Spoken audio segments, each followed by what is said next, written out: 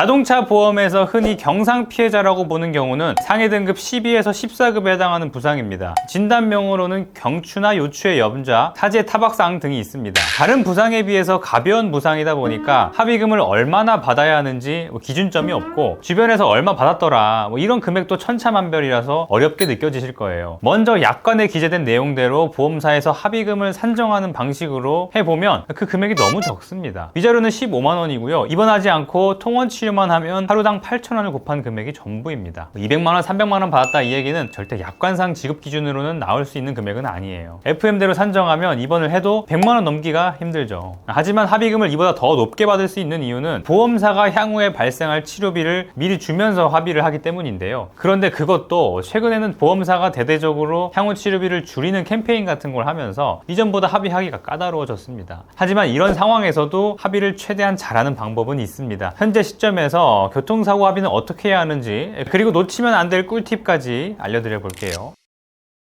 합의금을 잘 받으려면 일단 하루라도 입원을 하는 게 좋습니다. 왜냐하면 대인 담당자 중에 통원 치료 담당자가 있고 일반 대인 담당자가 있거든요. 이 둘의 합의금 지급 권한이 다릅니다. 당연히 통원 치료 담당자보다 일반 대인 담당자가 지급 권한이 많겠죠. 그래서 입원을 하시는 게 합의금 받는데 더 유리할 수 있습니다.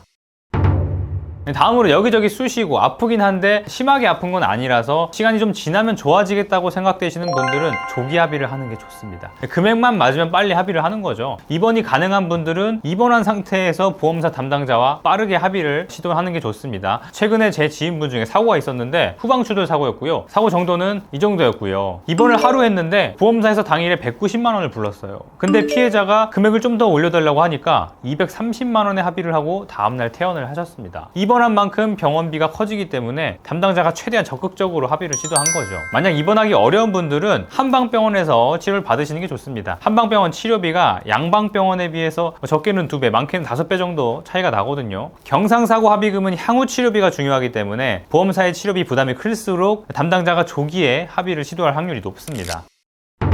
사고가 꽤 크게 발생했지만 겉으로 보기에 경상을 입은 케이스죠. 하지만 이런 분들은 통증이 심하고 지속되는 경우가 꽤 많습니다. 이런 분들도 조기 합의를 하실 수도 있겠지만 저는 그렇게 추천드리진 않습니다. 조기 합의 못하면 합의금 많이 못 받는 거 아니냐 생각하실 수 있는데, 이렇게 통증이 심하신 분들은 지속적인 치료가 꼭 필요하기 때문에 치료를 받을수록 여러분들이 주장할 수 있는 손해가 많아집니다. 일반 접촉사고랑은 다른 거죠. 최대한 정밀검사를 받고 완쾌될 때까지 치료를 받으시는 게 좋습니다. 사고 초기에 담당자가 제시한 합의금이 괜찮은 것 같아서 합의를 했는데 시간이 지나도 나아지지 않고 일하기가 힘든 거죠. 이렇게 되면 당시 받았던 합의금이 결과적으로 봤을 때 잘 받은 게 아니거든요. 그리고 나중에 정밀검사를 해보면 추가 진단이 생기는 경우도 많아요. 대표적으로 디스크 탈출증이나 어깨 회전근개 파열 등이 있는데 이런 상해는 단시간에 치료되는 게 아닙니다. 그리고 이런 추가 진단이 발생하면 내 상해 등급은 12급이 아니고 그 위로 올라가게 됩니다. 그리고 외상후 스트레스 장애, 부상 등급이 낮아 보일지라도 그 증상과 치료는 오래 걸리는 경우가 많고 시간이 지나도 후유장애가 남는 경우가 꽤 많습니다. 이땐 여러분들이 받을 합의금은 200~300만 원이 아니라 치료비를 합치면 1000만 원이 훌쩍 넘어가게 됩니다. 신중하게 결정하셔야 돼요. 이렇게 치료를 오래 받고 나서 합의를 할 때는요, 내가 손해보고 있는 부분을 중점적으로 이야기하시면 돼요. 예를 들어서 사고로 통증이 심해서 일상생활이나 직장생활에 심한 불편함이 있는 부분, 그리고 주치의가 오랜 기간 증상이 지속될 거라고 하는 그런 손해들이 있을 거예요. 이렇게 내가 손해본 부분과 내가 원하는 바를 명확하게 반복적으로 보험사에 주장을 하시면 시간이 좀 걸리더라도 여러분이 어느 정도 원하는 수준의 합의금을 받을 확률이 올라갈 겁니다. 보험사랑 합의금으로 협상하는 게 감정적으로 좀 힘들고 어떻게 말을 이어가야 할지 쉽지 않을 수 있습니다. 하지만 이런 크고 작은 교통사고는 언제든지 또 일어날 수 있거든요. 이번 일을 통해서 교통사고 합의 방법을 익혀두시는 게 좋지 않을까 생각됩니다. 오늘은 상해급수 12에서 14급에 해당하는 경상환자 피해자분들에게 도움될 만한 내용을 말씀드렸습니다. 교통사고 보상과 관련한 영상들 꾸준히 올릴 거니까요. 구독하셔서 꼭 필요한 정보 받아가시기 바랄게요. 원하는 합의금에 합의 잘 하시기 바라겠습니다. 오늘도 영상 끝까지 봐주셔서 감사합니다.